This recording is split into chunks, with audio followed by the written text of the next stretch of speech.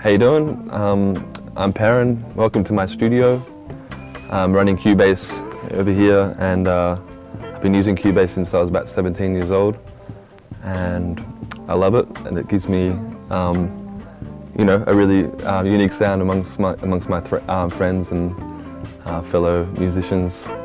Yeah, it does everything I need really, and I've just enjoyed using it for this whole time, and I feel like it's really quick for me to get my idea down and chop it up and execute it.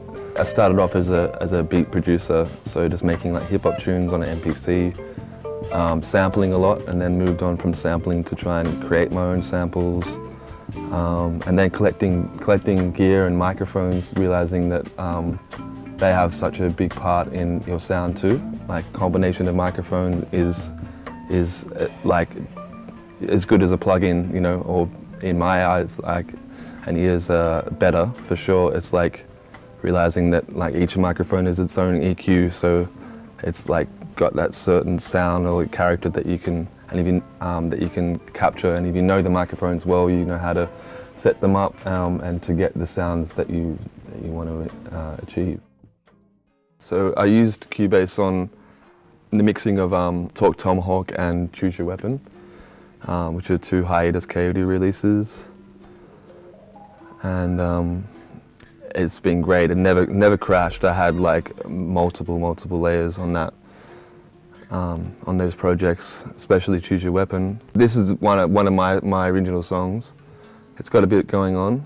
It's not as extreme as some of the other ones I've worked on, but this studio is kind of bringing out other sounds for me because it's completely dead. So I've usually just been recording in bedrooms and every bedroom, and I feel like that is one of the you know, advantages of being a studio, like an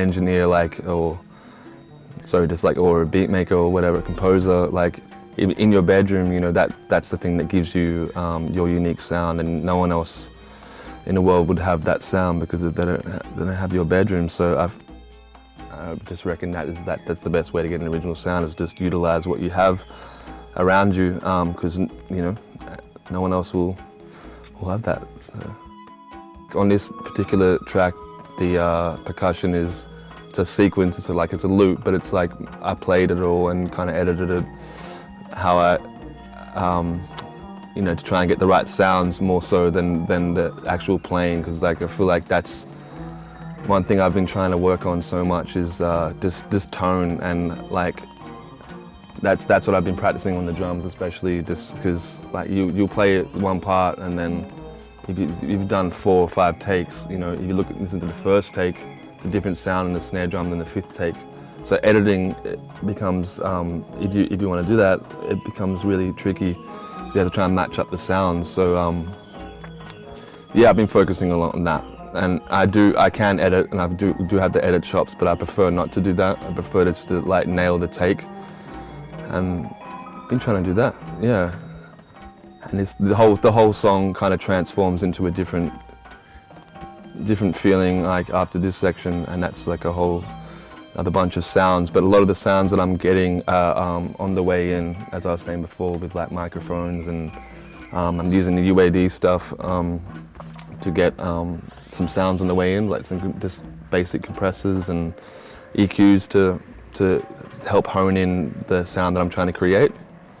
Yeah, I just like would start with playing a riff. You know, like a lot of it is just me trying to work out how to play the guitar, and then so I get really excited by almost any chord at some stages, but not so much anymore. But when I first start playing any instrument, I have a lot of patience with it, and then I can hear things that I wouldn't necessarily hear like after, like it's like the drums, for instance. I know the drums, that's probably the instrument that I know the best out of the ones that I play.